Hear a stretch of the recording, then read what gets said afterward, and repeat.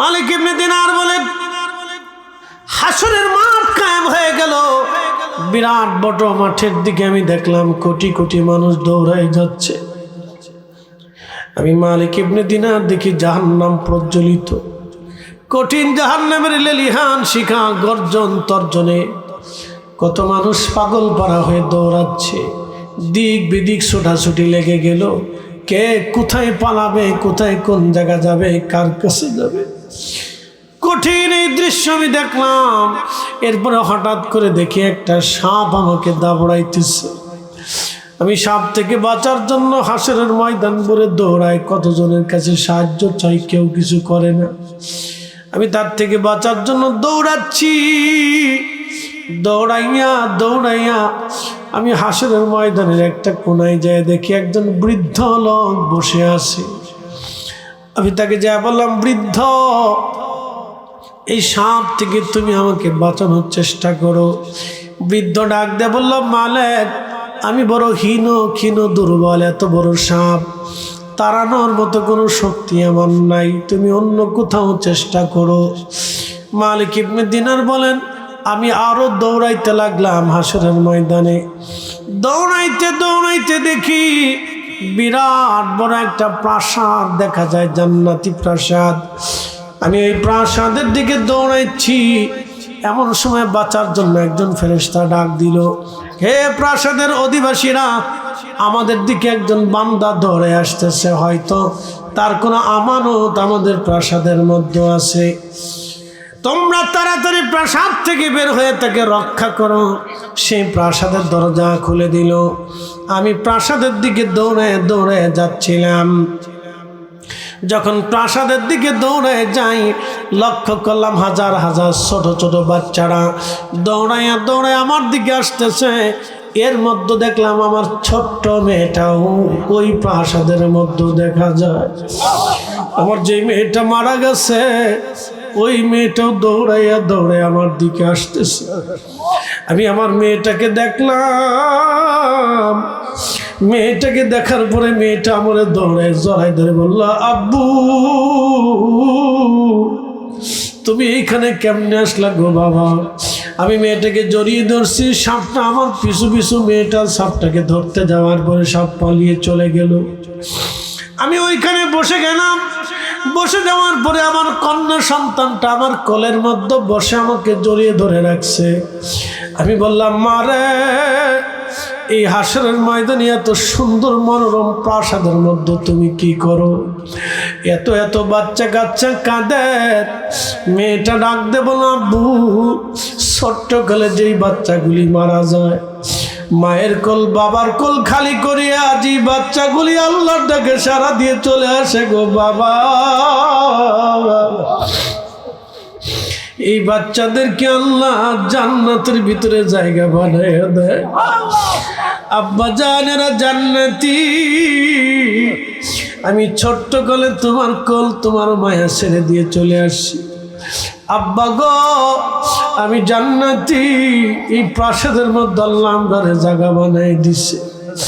আব্বু, তুমি আজকে এই প্রাসাদের মধ্যে চলে আসছো গো বাবা।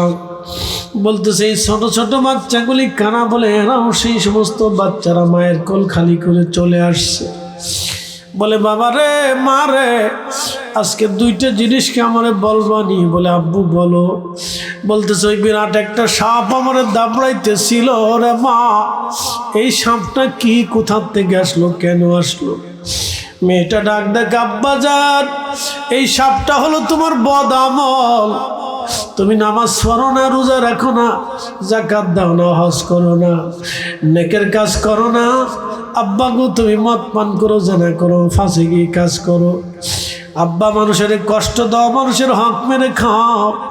আব্বা গো, এই সাপটা হলো সেই সাপ যেই সাপের ওয়াদা আল্লাহ করে রাখছে।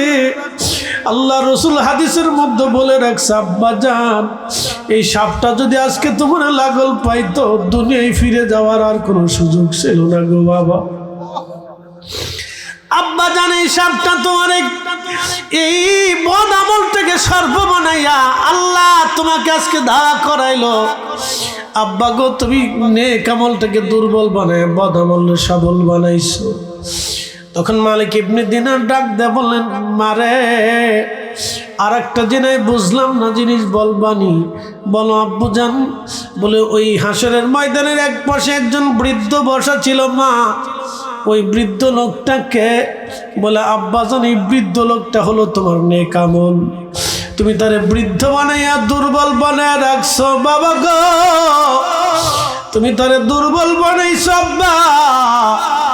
আজকে এই দুর্বল হওয়ার কারণে তোমার নেক আমল তোমাকে কোনো সাহায্য করতে পারে নাই গো বাবা। মালিক ইবনে দিনারকে জড়িয়ে ধরে মেয়েটা বলতেছিল, আব্বা জান তোমার কি এখনো সময় হয় নাই তুমি গুনাহ থেকে ফিরে আসবা? বাবা গো তোমার কি এখনো সময় হয়নি তুমি নামাজের কাতারে দাঁড়াবা?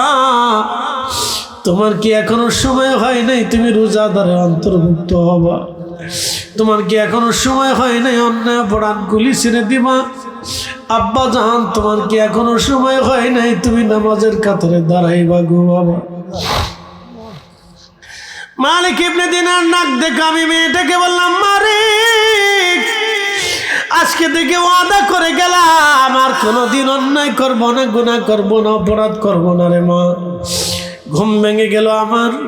আমি এই স্বপ্নটা দেখার পরে কদর রাত্রিবেলা তাহাজ্জুদের সময় হয়ে গেল। আমি গোসল করিয়া তওবা করিয়া যায় নামাজ বিশেষ সেজদায় পড়ে কান্দি, ইয়া রাব্বি ইয়া রাব্বি ইয়া রাব্বি, আমি অনেক বড় অপরাধ করছি আল্লাহ, আপনি আমারে মাফ করে দেন, মাফ করে দেন। আল্লাহর কোরআনে আল্লাহ বলেন, কুল ইয়া ইবাদিয়াল্লাযীনা আসরাফু আলা আনফুসিহিম, আমার হাবিব আপনি আপনার উম্মতকে জানান আমার বান্দারা পাহাড় পরিমাণ, সমুদ্র পরিমাণ, অগণিত অসংখ্য তুলনাহীন গুনাহ যদি আমার বান্দা করে, বন্ধু লা তাকনাতু মির রাহমাতিল্লাহ, আমার রহমত থেকে নিরাশ হতে তাদেরকে নিষেধ করে দেন। ইন্নাল্লাহা ইয়াগফিরুয যুনুবা জামিআ, নিশ্চয় আমি আপনাদের যাবতীয় গুনাহগুলি মাফ করে দিব। চিৎকার মেরে জোরে বলেন আল্লাহু আকবার। চিৎকার মেরে বলেন না ইয়া রাসূলুল্লাহ, ইয়া হাবিবাল্লাহ, ইয়া নবী আল্লাহ। কখনো তোমাকে যদি ভুলি, হেদায়েতের আলো জেলে নিও কাছে তুলি, ঠাই দিও প্রিয়তম, ওগো ঠাই দিও প্রিয়তম, ওগো মহিয়ান, তুমি রহমান, তুমি মেহেরবান, অন্ধ গাহে না শুধু তোমারি গুণগান, বুঝেও বুঝে না তবু শান, তুমি রহমান, তুমি মেহেরবান। ইন্না শানিয়াকা হুয়াল আবতার, ইন্না আ'তাইনাকাল কাউসার, ফাসাল্লি লিরাব্বিকা ওয়ানহার। একসাথে বলবেন আল্লাহু আকবার। এ রানীখারবাসী, হাসরের ময়দানে কুকুর, বিড়াল, ছাগল, উট, দুম্বা, ছাগল, পশু পাখিগুলি আল্লাহর আদালতে দাঁড়াবে। জানা জড় বস্তু ব্যতীত সব আল্লাহর সামনে দাঁড়িয়ে যাবে। কত কঠিন হবে সেই দিন, কত কঠিন হবে সেই দিন। আহা আহা, আল্লাহর নবী বলতেছিলেন সেই দিন গরু ছাগলের বিচার হবে। পারেন ফরিদি হুজুর, গরু ছাগলের বিচার কেমন হবে? রানীখারের উত্তর পশ্চিম পাড়ার গরুটা পূর্ব পাড়ার গরুটাকে মারছিল, গুতাইছিল। ওই গরু সেই দিন বিচার দেবে, আরাম আল্লাহ আমার দক্ষিণ পাড়ার গরুটা মেরেছিল, দুনিয়ার আদালতে কোনো বিচার পাইনি, আল্লাহ আমারে আজকে বিচার করে দাও। আল্লাহ বলবে তোমাকে যেইভাবে মারছিল তুমি সেইভাবে মারো। গরুটা বিচার দিবেন, আব্বি আমার মালিক আমারে পিটিয়েছিল। মানুষের বিরুদ্ধে মামলা করবে, আল্লাহ তুমি যার আয়ত্তে ধীন করে দিয়েছিল সে আমাকে খুব মারছিল, আল্লাহ আমি ফাইসালা চাই। আল্লাহ বলবে তোমার দুনিয়াতে যেইভাবে লাঠি দিয়ে পিটিয়েছিল তোমার শিং দিয়ে ওইভাবে আজকে গুতাই দাও। একসাথে বলবেন আল্লাহু আকবার। গরু ডাক দিয়ে বলবে, রাব্বি আমার মালিক আমারে খাবার দেয় নাই, বেশি বেশি কাজ করিয়েছিল। আহা সেই দিন আল্লাহ ফয়সালা করবে আবার ভিন্নভাবে। আমাদের সমাজে যারা পাগল আছে, যারা পাগল আছে এবং যারা শিশুকালে মারা যায় এবং বিজবন জঙ্গলে আদিবাসী যারা আছে, যাদের কাছে কালেমার দাওয়াত কখনোই পৌঁছায় নাই, তাদেরকে আল্লাহ ডাক দিবে, হে আমার বান্দারা কেন তোমরা আমি আল্লাহর কালেমার দিন মেনে চলো নাই, কেন আমার রসুলের তরিকা মানো নাই, আমি আল্লাহকে আল্লাহ বলে কখনো মানো নাই, কারণ কি? তখন ওই শিশু বলবে, ইয়া রব আপনি আমার এই বালক অবস্থায় দুনিয়ার থেকে নিয়ে এসেছিলেন, আমি যদি যুবক হতাম বালেগ হতাম তাহলে অবশ্যই আমি আপনার দিন কথাগুলি মেনে নিতাম।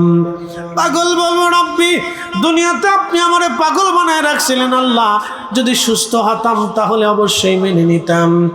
আর সেই দিন ওই বিজবন জঙ্গলের আদিবাসী বলবে, আল্লাহ আমাদের কাছে কালেমার দাওয়াত আসে নাই, যদি আসতো আমরা মেনে নিতাম। আল্লাহ সব বান্দাদেরকে ডাক দিয়ে বলবেন, এ বান্দারা তোমরা আমাকে রব বলে মানো? বলে হ্যাঁ আল্লাহ রব বলে মানি। আমি যা বলবো তা কি মানবা? বলে হ্যাঁ তুমি যা বলবো তাই তো মানবো। আল্লাহ বলবে, এক্ষুনি দৌড় দিয়ে তোরা জাহান্নামে চলে যা, আমি আল্লাহ তোদেরকে জাহান্নাম দিয়ে দিলাম, চলে যাও। তো একদল দৌড় দিবে, ঝুট করে দৌড় দিবে, একসাথে বলেন আল্লাহু আকবার। আর একদল দাঁড়াইতাম। তো আল্লাহ বলবে, তোমরা দাঁড়ায় আছো কেন? আল্লাহ তো সব জানে, তো দাঁড়াইছো কেন? বলি ইয়া রব জাহান্নাম বড় কষ্টের জায়গা, আল্লাহ ডর করে। দুনিয়াতে যারা ফজরের নামাজ পড়ে নাই ডরে, ইসিয়ে প্রচুর শীত রে, না ঘুমাই, কি কথা কর না কে, ডর করে। রোজা রাখছে না ডরে, যদি রোজা রেখে কাম টাম করতে পারবো না, ছেলে বাচ্চা কাচ্চা খাবি, ইটিয়া বসে পাবো না, এটা সেটা নানান ডরে, অসুখ বিসুখ বাড়বে, এই ডরে রোজা রাখে নি, ডরে। তো কিয়ামতের মধ্যে এই দল ডরে, আল্লাহ ডর করে। ঠিক তখনই আল্লাহ বলবে, এই বান্দা, এই বান্দা,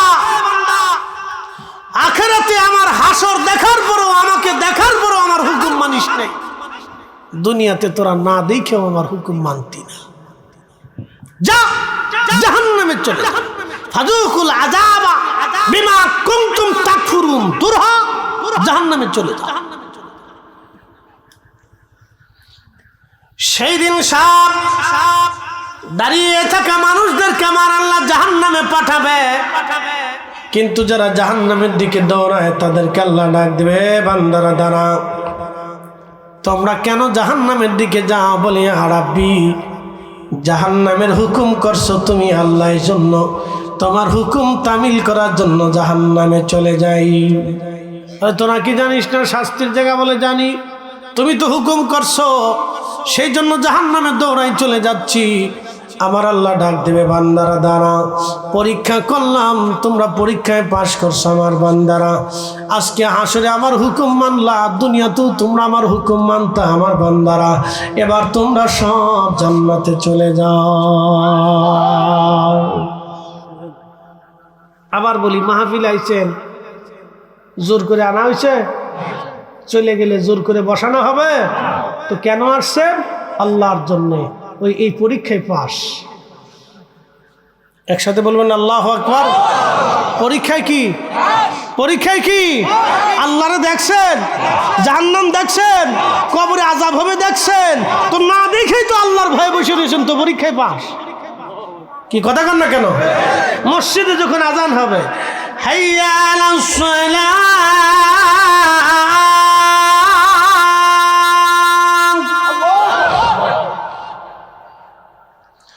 হাইয়া আলাল ফালাহ,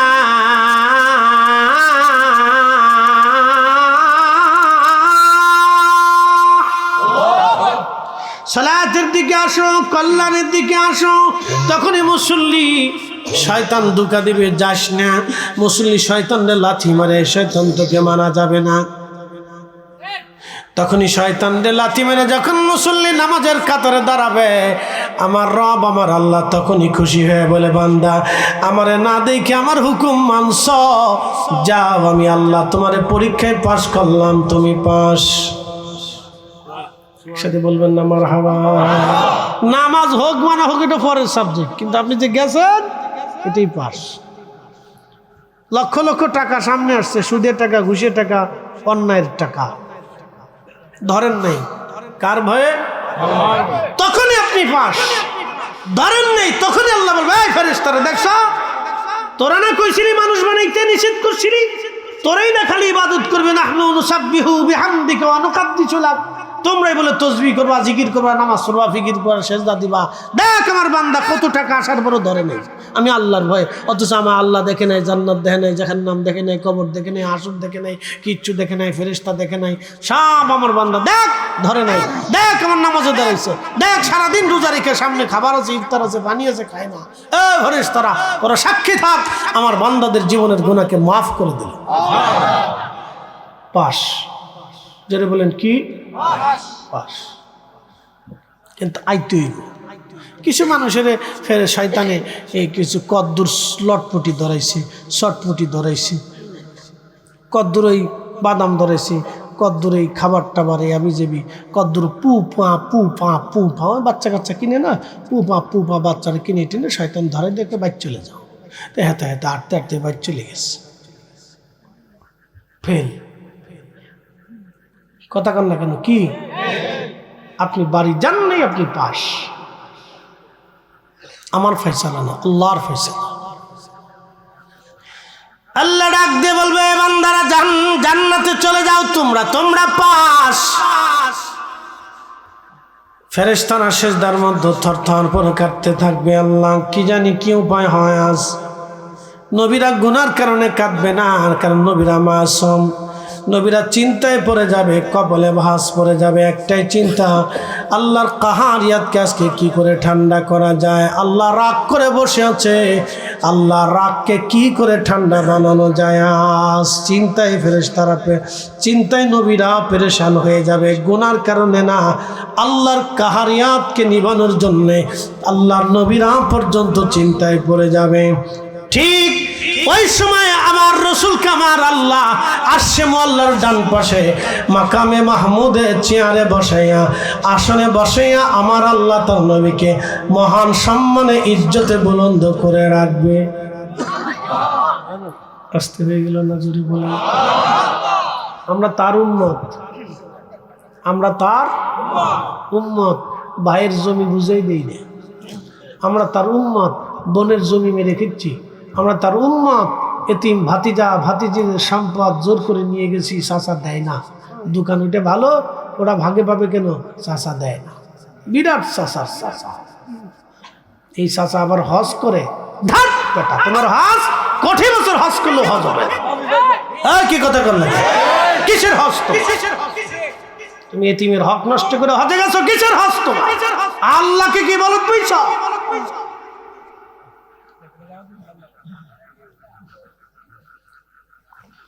প্রিয় উপস্থিতি, মনোযোগ দিবেন। হাজিরিন, হজ করার জন্য হালাল অর্থের প্রয়োজন, রোজা রাখার জন্য হালাল খাবারের প্রয়োজন, ইবাদত কবুলিয়াতের জন্য হালালের প্রয়োজন। বলে হুজুর কেন? হাসরের ময়দানে যেহেতু গেলাম, তো হাসরেরটা বলে দিয়ে যাই। হযরত আল্লাহর নবী বলেন, উম্মত দুনিয়াতে যারা অবৈধভাবে সম্পদ রুটি করে, কিয়ামতের ময়দানে আল্লাহ রাব্বুল আলামিন তাদেরকে হাসরের ময়দানে একটা পাশে বিরাট বড় জায়গা তৈরি করে দিবে। সেই জায়গায় তাদের সম্পদগুলি সর্ব আকৃতি দিয়া খুব মারাত্মক একটা বিষধর সাপ বানাইয়া, এই সাপটা তার মুখের মধ্যে কামড়াইতে থাকবে। মুখের মধ্যে কামড়াইয়া গোশতগুলি সিঁড়ি সিঁড়ি উঠি নিয়ে চলে যাবে, আবার গোশত হবে, আবার কামড়াবে। আল্লাহর নবী বলেন, উম্মত একবার কামড় দিলে 40 বছর পর্যন্ত বিষের ক্রিয়া চলতে থাকবে, 40 বছর পর্যন্ত বিষের ক্রিয়া চলতে থাকবে। বাবাজি আমার ভালো করে বুঝে যান, বাঁচার জন্য বলতেছি, মারার জন্য বলতেছি না বন্ধু। দুনিয়ার সামান্য অর্থ আপনাকে হাসরের ময়দানে মহাবিপদে ফেলে দিবে। এই অবৈধ সম্পদগুলি তার মুখের মধ্যে কামড়াইতে থাকবে, এইভাবে কতদিন শাস্তি দিতে থাকবে তাও শুনে যান।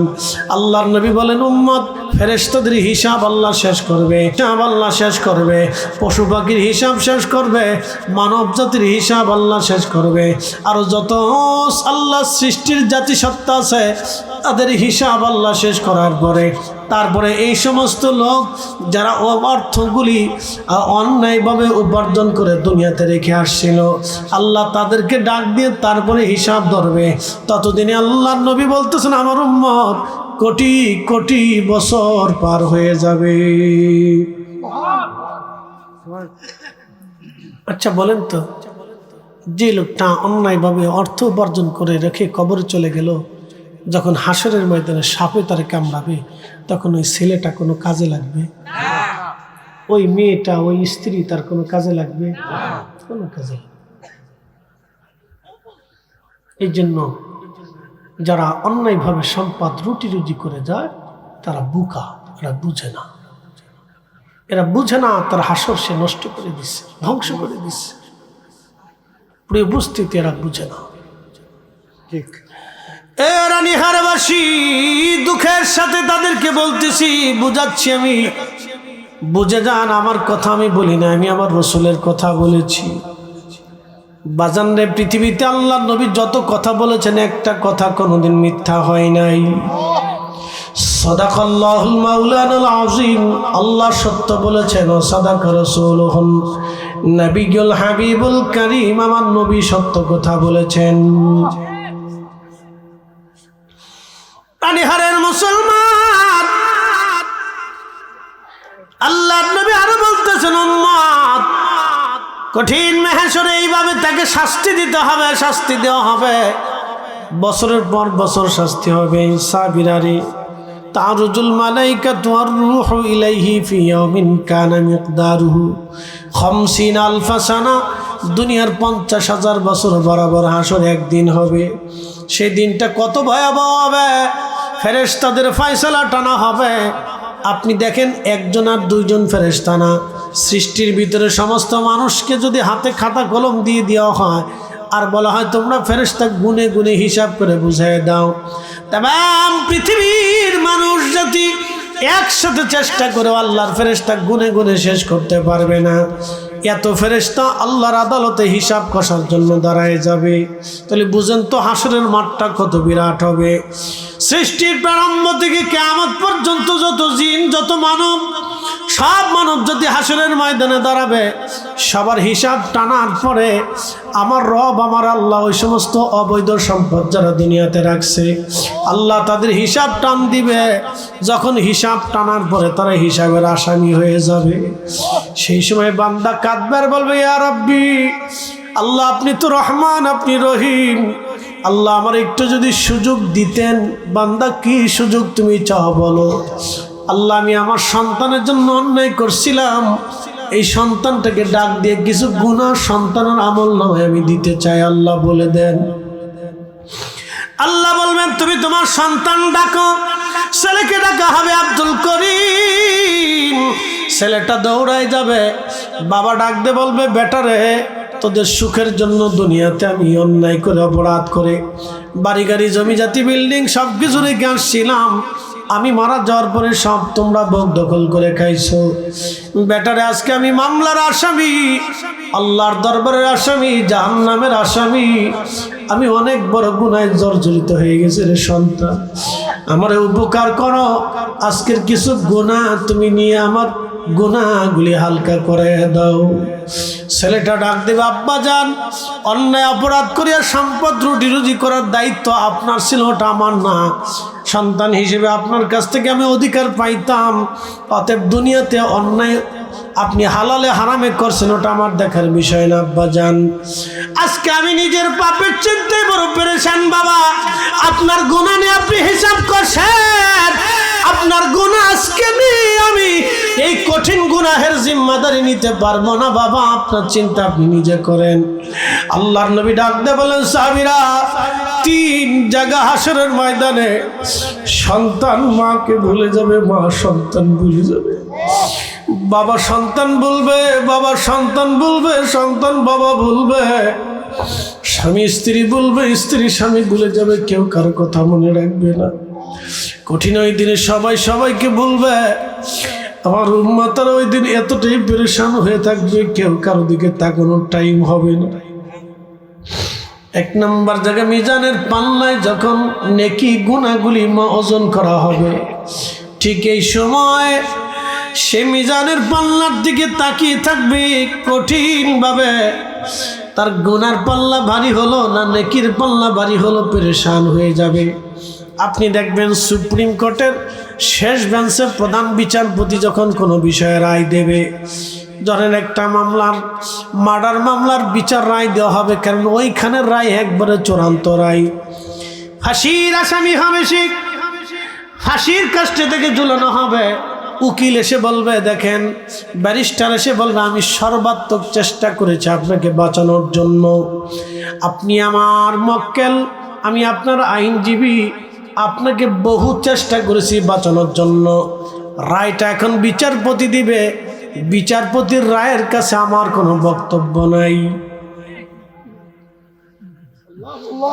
তখন ওই আসামি মায়ের কথা বলে যায়, বাবার কথা বলে যায়, দুনিয়ার কথা বলে যায়, সব কিছু সে ওই সময় ভুলে যায়। বাজান রে, ওই আসামির তখন এমন হালত হয়ে যায়, সে দুনিয়ার আর কাউকে চিনে না। সে একটাই চিন্তা, বিচারপতি কি রায় দিবে, এ রায়ের অপেক্ষায় সে থরথর থরথর করে কাঁপতে থাকে।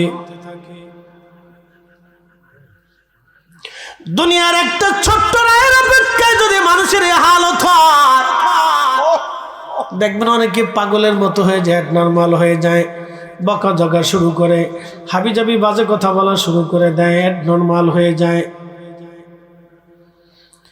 দুনিয়ার একটা ছোট্ট রায়ের জন্য যদি হালত এরকম হয়, তাহলে হাসরের ময়দানে কি করুন কঠিন পরিণতি হবে আপনি একটু চিন্তা করে যান। ও নারী হারানি খারেন মুসলমান বাবাজি, বাঁচার জন্য বলতেছি, শুনিয়া যান। আল্লাহর নবী ডাক দিয়ে বলেন, উম্মত, 3 নম্বর ডান হাতে আমল নামা নাকি বাম হাতে আমল নামা? এই জায়গায় বান্দা পেরেশান হয়ে যাবে। সন্তান মাকে বলবে, মা সন্তান বলবে, কেউ কারো পরিচয় দেওয়ার সময় হবে না। কোটি কোটি মানব জাতি হাসরের ময়দানে কাতার করে দাঁড়ানো থাকবে, আল্লাহ ফয়সালা দিবে, কেউ কারো দিকে তাকানোর সময় হবে না। সবাই বিরাট বড় চিন্তিত, আজকে কি হবে আমার, উপায় কি, উপায় কি, উপায় কি? আল্লাহর নবী বললেন, 3 নম্বর ফুলসিরাতের ঘাটে আল্লাহর বান্দা সন্তান মাকে বলবে, মা সন্তানকে ভুলে যাবে, কেউ কারো খবর রাখবে না। সবার একটাই চিন্তা, আজকে কি আমি ফুলসিরাত পার হতে পারবো নি? যদি আল্লাহ বেজার হয়, ফুলসিরাত থেকে আমাকে জাহান্নামে নিক্ষিপ্ত করা হবে। কঠিন এই পরিস্থিতিতে সময় পেরেশান, কেউ কারো কথা খবর রাখবে না। আল্লাহর বান্দা সেই দিন সন্তানটা তাকে রেখে চলে যাবে। মেয়েটাকে ডাক দিয়ে বলবে, কন্যা রে, তোমার সুখের জন্য আমরা হালাল হারাম বাসি না। আমি বাবা, আজকে আমি মামলার আসামি, আমার কিছু গুনাহ নিয়ে তুমি গুনাহ হালকা বানায় দাও। মেয়েটা ডাক দিয়ে বলবে, আব্বা জান, হালালে না হারামে এই বিষয় আমার ছিল না, এটা আপনার। আব্বা গো, আমি আজকে নিজেই বড় মামলার আসামি হয়ে গেছি আব্বা, আপনার গুনাহ নিয়ে আমি আজকে গুনার পাল্লা ভারী বানাইতে পারবো না রে আব্বা।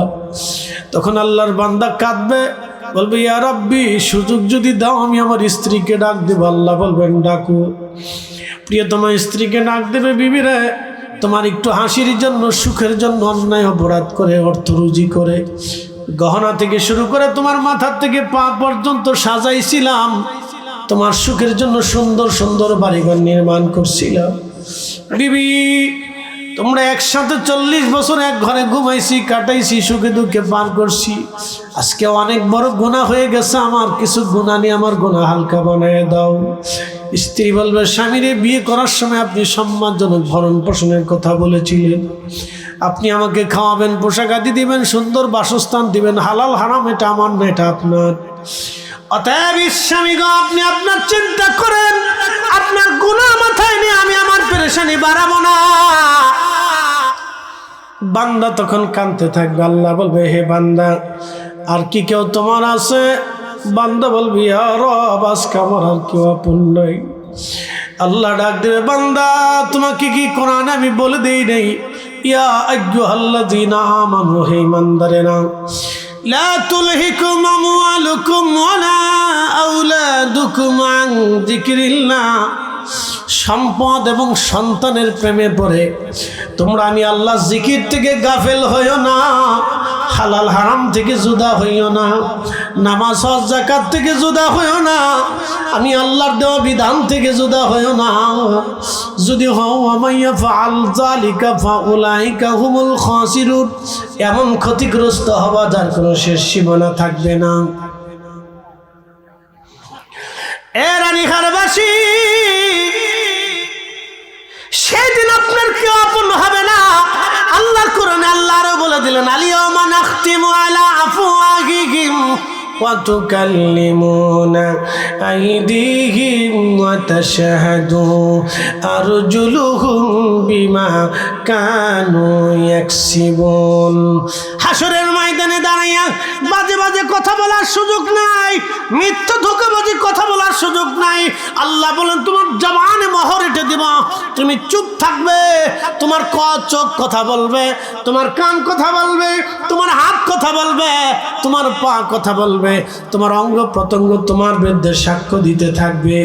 উপায় নাই রে, উপায় নাই রে, উপায় নাই, উপায় নাই রে, উপায় নাই রে, উপায় নাই। দয়াল নবীর চরণ বিনে উপায় নাই। কথা কোন ঠিক কিনা? কষ্ট হইতেছে আপনাদের? বুঝতে কি কোনো অসুবিধা? বুঝে যাওয়াটা জরুরি বন্ধু, বাঁচার জন্য বলতেছি। আপনি কিয়ামতের ময়দানে আমার একটা নেকিও দিবেন না, এই সুযোগ নেই। তবে যদি কেউ দয়া করে তাহলে আল্লাহ তাকে দয়া করবে।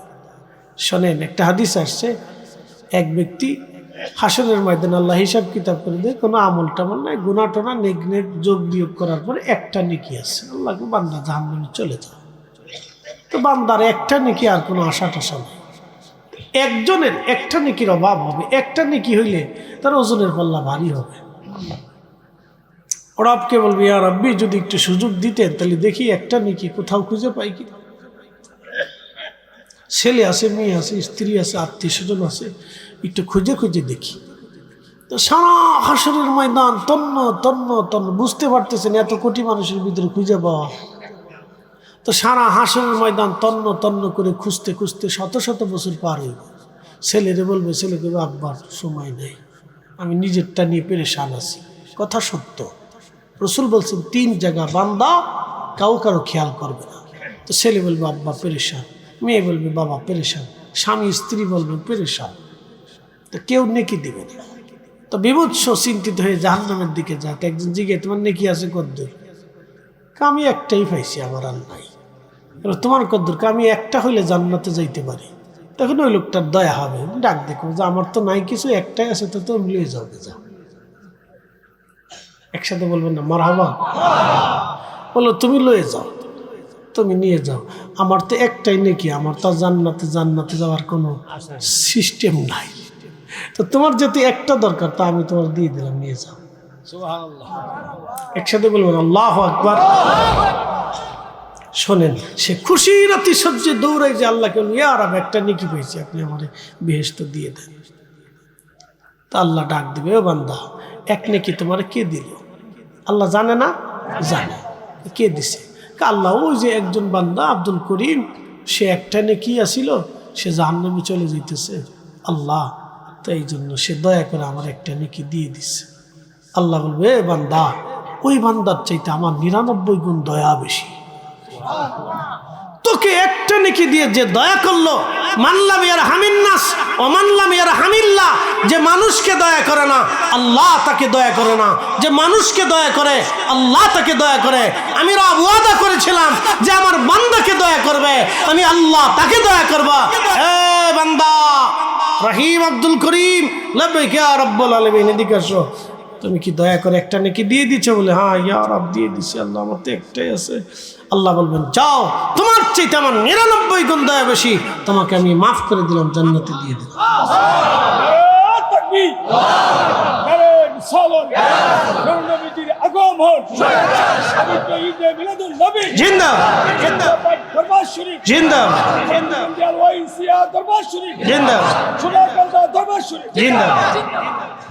মারহাবা বলে, যেহেতু সত্তরার হুজুর কেবলার নাম বলিয়ে ফেলেছি, তো একটা ঘটনা শোনে।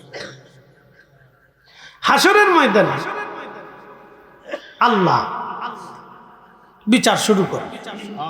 তো কিছু মানুষ থাকবে নেকির অভাব, সামান্য কদ্দুর নেকি লাগবে। তো ফেরেশতারা এক, আল্লাহ, তোমার বান্দাদের সামান্য কদ্দুর নেকি হইলে জান্নাতে চলে যায়। শোনেন, আল্লাহ কিন্তু একটা মাধ্যম দিয়ে আপনাকে মাফ করে।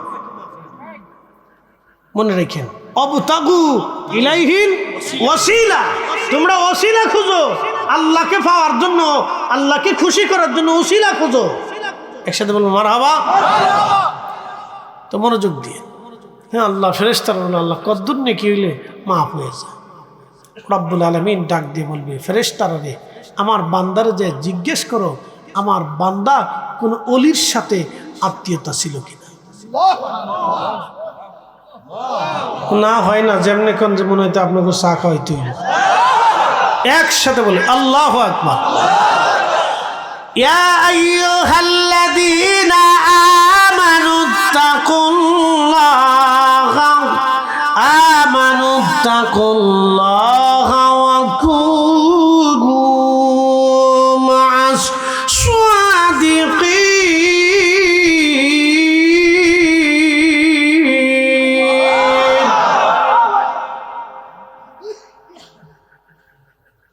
ঝিমিকিরা ঘুমাইছে কার? রাত 12টার পরে, 12টার কাছাকাছি আসলে স্নায়ু দুর্বল হয়, ঘুম আসা স্বাভাবিক। আর এইখানে যারা বসে তারা মধ্যবিত্ত, দিনমজুর, গরিব শ্রেণীর। কোটি কোটি টাকার মালিকরা এটা করেও না, এখন আসেও না। তাদের পোলাপান হাফ প্যান্ট পরে বোতল চা খেয়ে বেড়ায়। হাজার হাজার কোটি টাকার মালিক যারা, তাদের অধিক পোলাপান দেখবেন বোতল সার মুরিদ। তারা এত কোরআন হাদিস বুঝে সুঝে না, জুমার নামাজও ঠিক মতো পড়ে টরে না। যা দেখেন গুলশান বানানিতে হাসা কইছে না মিছে কইছে, ভালো করে বুঝে। তারা এগুলি মাহফিল জীবনে কোনোদিন দেয় না। তারা ইচ্ছা করলে বাংলাদেশের রন্ধে রন্ধে প্রত্যেক বছরে সারা বাংলাদেশে অন্তত শত শত মাহফিল তারা ইচ্ছা করলে দিতে পারে। পারে না ভাই? পারে। বসুন্ধরার মালিকের ছেলে যদি চিন্তা করে যে আমার আব্বার নামে প্রত্যেক জেলায় 10টা করে মাহফিল দিতে পারে, ও কোনো ব্যাপারই না। ও টিস্যু বেচার 10 ভাগের 1 ভাগ টিয়াও না। এই যে ফানি বেছে না, ফানি, এই ফানি 10 ভাগের 1 ভাগ, এই টিয়াও লাগতো না।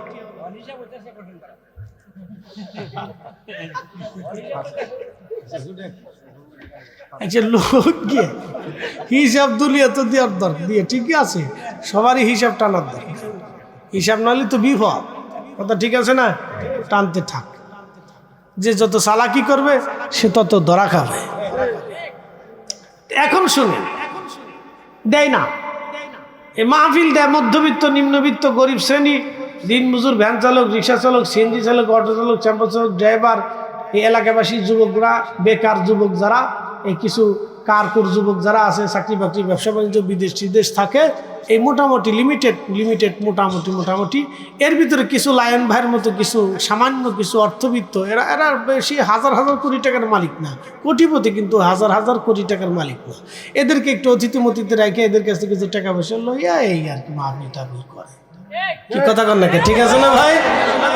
হাজার হাজার কোটি টাকার মালিক আমাদের দেশে এমপি, মন্ত্রী, মিনিস্টার। জীবনে দেখছেন আপনাদের এই এলাকার এমপি, মন্ত্রী যারা ছিল মাহফিল টাহফিল করছে, মাহফিল জীবনে দিছে বাবার নামে একটা? জীবনে টাকা ভূতে খাইব, কুত্তায় খাবো, বিলাইতি খাইব।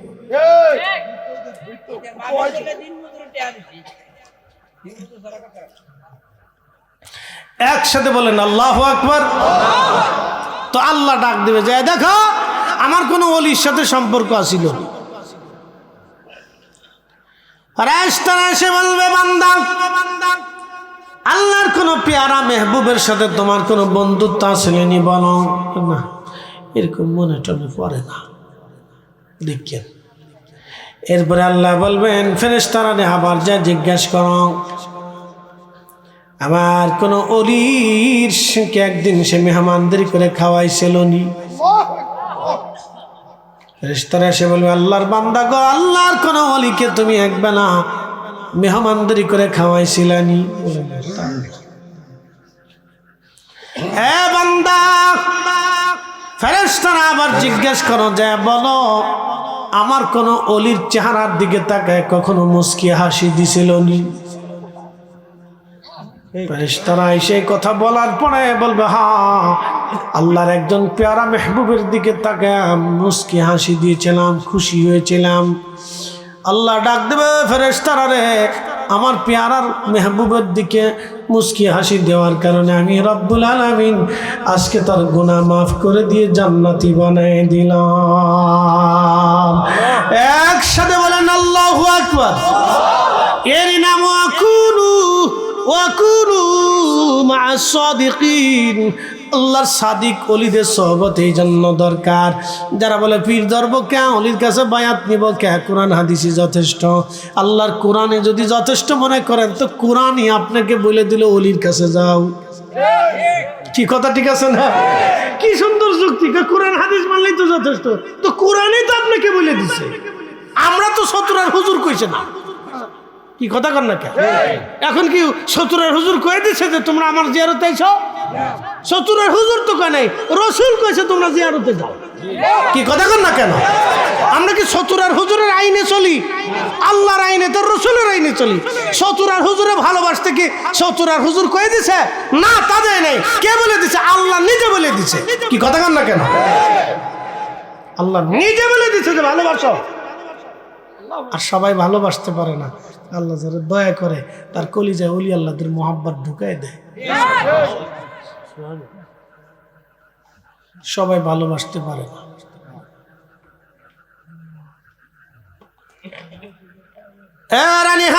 মনোযোগ দিবেন। বিশ্ববিখ্যাত একজন আল্লাহর ওলি, তার নাম হযরতে মালিক ইবনে দিনার আল ইরাকি আল বসরি। হাশরের ময়দানে ওনার জীবনের একটা ঘটনা শোনায়। একদিন উনি ওয়াজ করতেছে, ওয়াজ করার সময় একজন আল্লাহর বান্দা ডাক দিয়ে বলল, এ মালিক ইবনে দিনার, গত কয়েক বছর আগে তোমাকে মদপায়ী দেখেছি, তুমি মদের দোকানে পতিতালায় তুমি ঘুরে বেড়াইতা। আজকে এত বড় বুজুর্গ হইয়া এত সুন্দর সুন্দর ওয়াজ করো কেমনে? কে পরিবর্তন করলো? কেমনে পরিবর্তন হলে তুমি বলো? আচ্ছা বলেন তো, এলাকার একটা চোর ডাকাত, অনেক বড় চোর, মদপায়ী, নেশাখোর, সেটা যদি অনেক বড় বুজুর্গ হইয়া ওয়াজ নসিহত করে তো মানুষের কাছে আশ্চর্য লাগবে না? কি লোকটা কিভাবে পরিবর্তন হয়, আবার ওয়াজ করে, নামাজ পড়ে, সারা রাত ইবাদত করে, তাহাজ্জুদ করে। তো মালিক ইবনে দিনার আগে মদপায়ী ছিলেন, এনবিআর এর কর্মকর্তা, অর্থাৎ উনি খাজনা আদায় করতেন, ট্যাক্স আদায় করতেন, রাষ্ট্রীয় খাজনা, সরকারের খাজনা উঠাইতেন। তো উঠানোর সময় কদ্দুর চুরি করতেন, কদ্দুর মারতেন, কদ্দুর ফিডাইতেন, কারোর কাছ থেকে বেশি আনতেন, কম আনতেন। বুঝতে পারছেন না? টেবিলের নিচ দিয়ে খালি চালাচালি চলে আমাদের দেশে। এই জন্য সবাই খালি ক্ষমতায় যাবার চায়, খালি ক্ষমতায় যাবার চায়। আমরা বুঝি না এত ক্ষমতায় যাইতে চাই, কারণ ক্ষমতায় গেলে রাতারাতি ধনী হওয়া যায়। কথা ক্লিয়ার? বাকি ঝুঁকি বলি দেয়, ক্ষমতায় ঢুকলে রাতারাতি কোটি কোটি টাকার মালিক হওয়া যায়। আপনি 36 বছরও চেষ্টা করে যা পারবেন না, আপনি 36 দিনে তা পারবেন।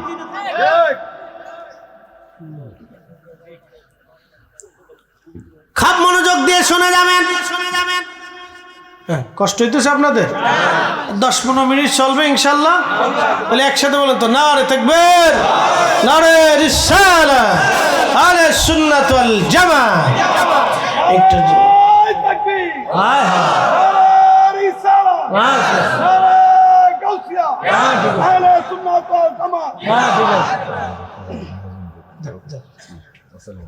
মাশাআল্লাহ গলাও দিছে আল্লাহ।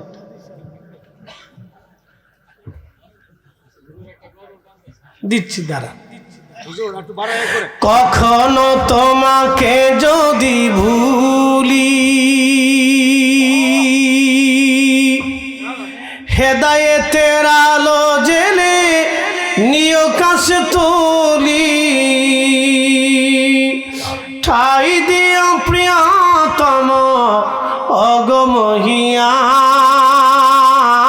অগমহিয়ান তুমি রহমান তুমি মেহেরবান অন্ধ গাহে না শুধু তোমারি গুণগান বুঝেও বুঝে না তবু শান তুমি রহমান তুমি মেহেরবান।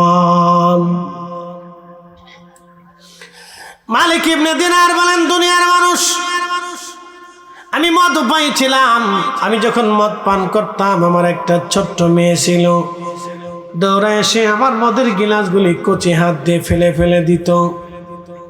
আমার কাছে খুব ভালো লাগতো, আমার মেয়েটা আমাকে ভালোবাসতো, আমার কোলে কোলে পিঠে পিঠে থাকতো, আমি ঘুমাইলে আমার কোলের মধ্যে ঘুমাইতো। আমার মেয়েটা আমার ছাড়া কিচ্ছু বুঝতো না, আমার মেয়েটার প্রতি আমার ভালোবাসা বহু গুণে বেড়ে গেল। অনেক ভালোবাসা যখন জন্ম নিয়েছে, মালিক ইবনে দিনার বললেন প্রথম বছর বরাতের রাত্রিবেলা, আর এক বর্ণনা সে কদরের রাত, বরাত অথবা কদর রাত্রিবেলা আমি মদ পান করতেছিলাম, আমার মেয়েটা আমার কাছে সে মদের বোতল ফেলে দিচ্ছিলেন। পরের বছর আমি আবার কদরের রাত্রিবেলা মদ পান করতেছি। আপনি চিন্তা মদ পান করতো কেমন নিকৃষ্ট ছিল দেখেন, তারপরে কি উৎকৃষ্ট হয় আপনি একটু ভালো করে দেখবেন। আল্লাহ মানুষের পরিবর্তন হলে ওলি কিভাবে হয় আপনি বুঝে যান। শোনেন, ওই ঢাকা ইউনিভার্সিটিতে ডক্টরেট ডিগ্রি পাস করলে ওলি হওয়া যায় না, মদিনা ভার্সিটি থেকে পড়ে আসলে ওলি হওয়া যায় না। কি কথা কন না কেন? বিরাট বড় শাইখুল হাদিস হলে ওলি হওয়া যায় না। ওলি হইতে হলে সতুরার হুজুর কেবলার দিকে তাকায় দেখেন, ওলি হওয়া যায়। জেনারেল হলে ওলি হওয়া যায়। কি কথা কন না কেন? মালিক ইবনে দিনারের জীবনের দিকে তাকাবেন দেখবেন ওলি হওয়া যায়।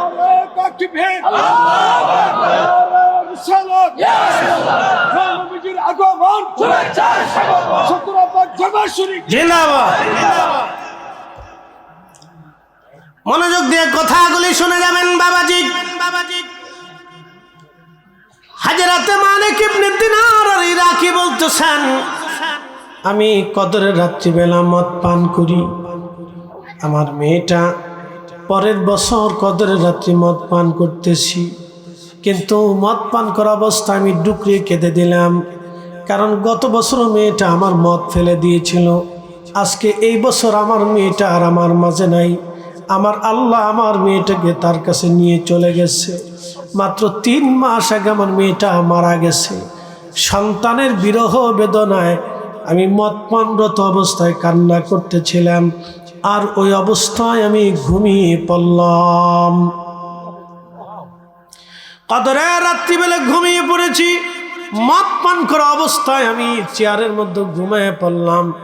ঘুমিয়ে পড়ার পরে আমি স্বপ্ন দেখি হাসরের মাঠ কায়েম হয়ে গেছে, হাসরের ময়দান কায়েম হইছে, কোটি কোটি মানুষ হাসরের ময়দানের দিকে যাচ্ছে। ওয়াইদাল কুবুর বুসিরাত, কবর উদ্দীলিত হয়ে হাসরবাসী কবর থেকে উঠা দৌড়াইতে থাকবে আল্লাহর দিকে, আল্লাহর দিকে দৌড়াবে।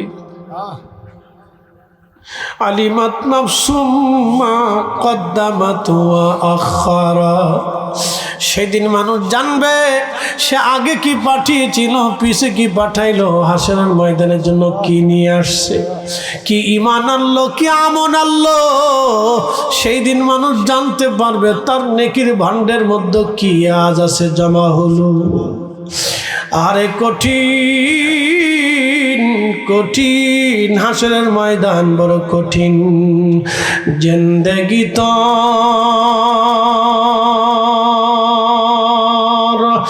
যাই রে ফাঁকি দিয়া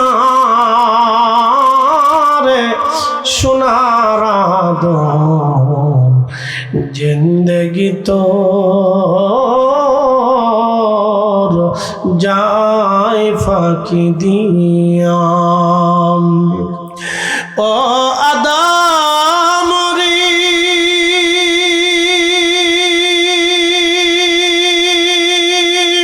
পাক ধরিয়া গেছে দাড়ি, দন্ত আছে গোটা চারি, সমন জারি গিয়াছে করিয়ারে সোনার আদর, জিন্দেগি তো যাই ফাঁকি দিয়া।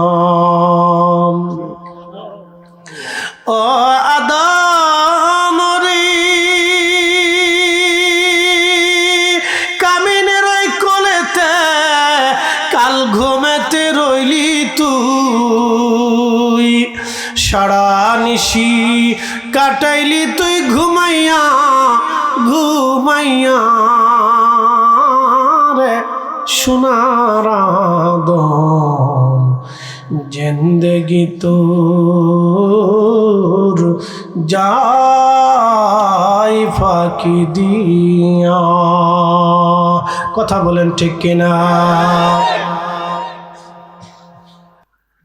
মালিক ইবনে দিনার বলেন, হাসরের মাঠ কায়েম হয়ে গেল। বিরাট বড় মাঠের দিকে আমি দেখলাম কোটি কোটি মানুষ দৌড়ায় যাচ্ছে। আমি মালিক ইবনে দিনার দেখি জাহান্নাম প্রজ্বলিত, কঠিন জাহান্নামের লেলিহান শিখা গর্জন তর্জনে কত মানুষ পাগল পারা হয়ে দৌড়াচ্ছে। দিক বিদিক ছোটাছুটি লেগে গেল, কে কোথায় পালাবে, কোথায় কোন জায়গা যাবে, কার কাছে যাবে।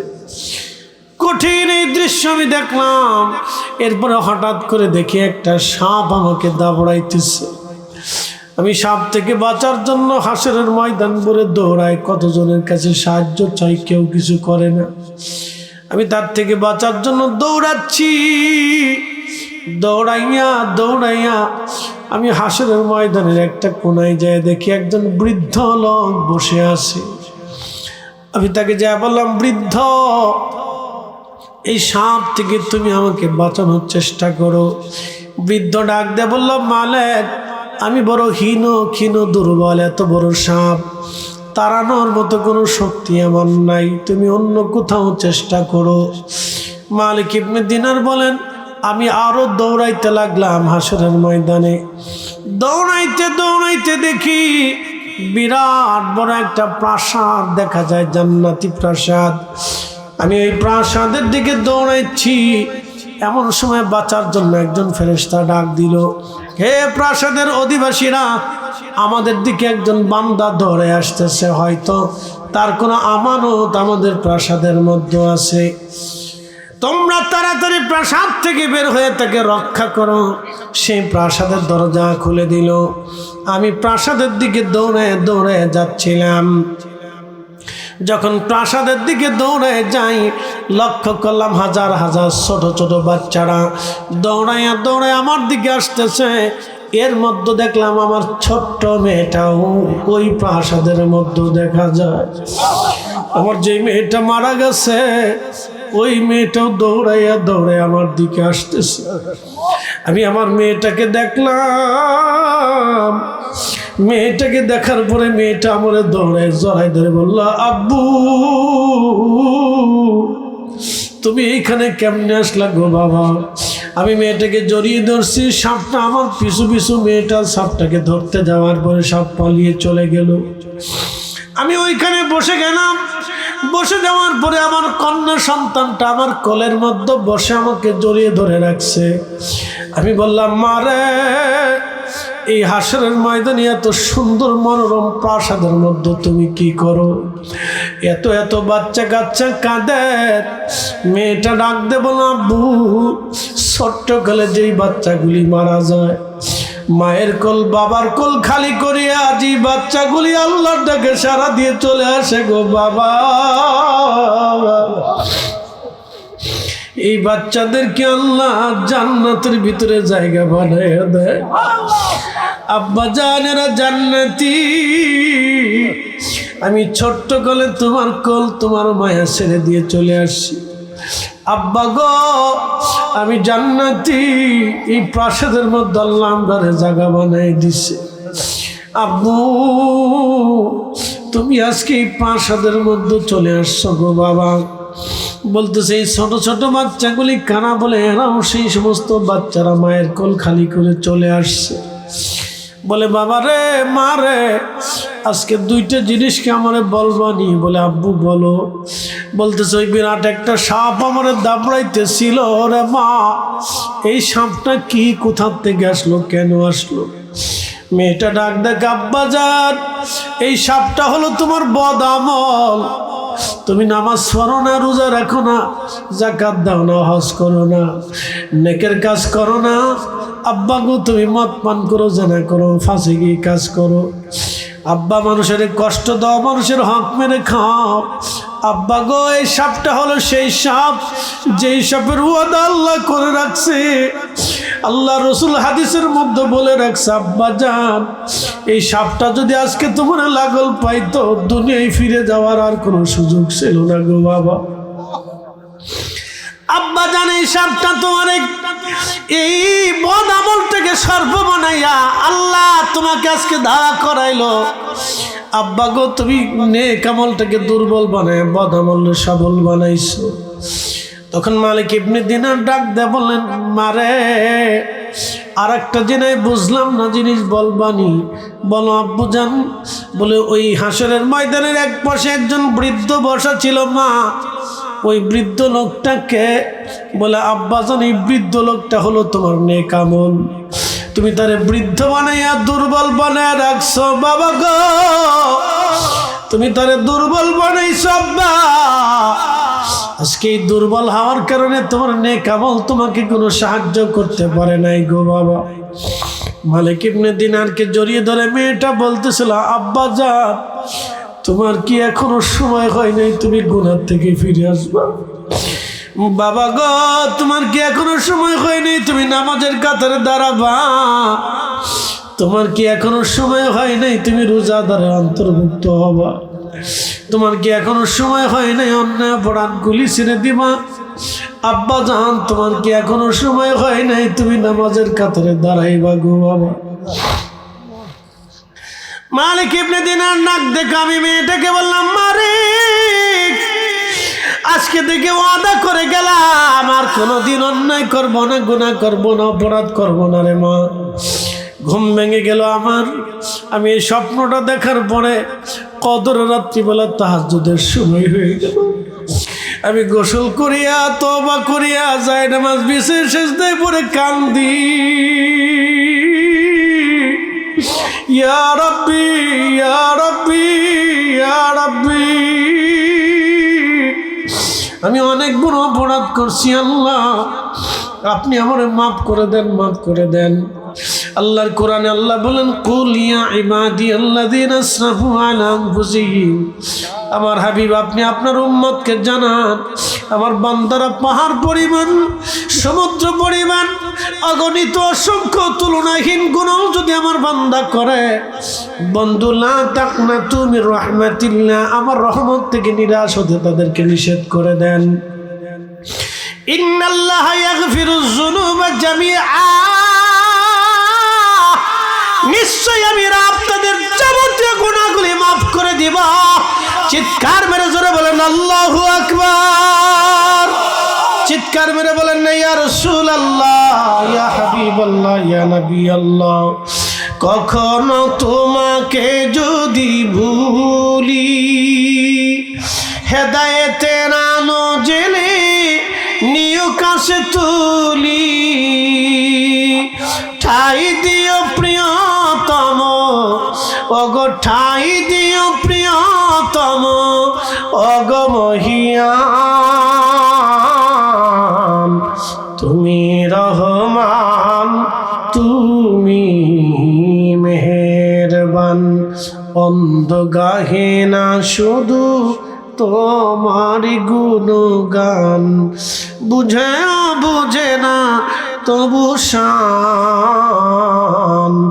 তুমি রহমান তুমি মেহেরবান।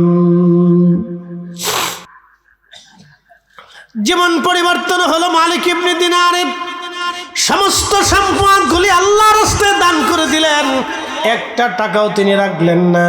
ঘর থেকে বের হয়ে গেলেন, দিনহীন মুজাহাদা করতে করতে করতে করতে তওবা করে আল্লাহর দরবারে ফিরে আসার পরে এত বড় ওলি হয়ে গেলেন তিনি।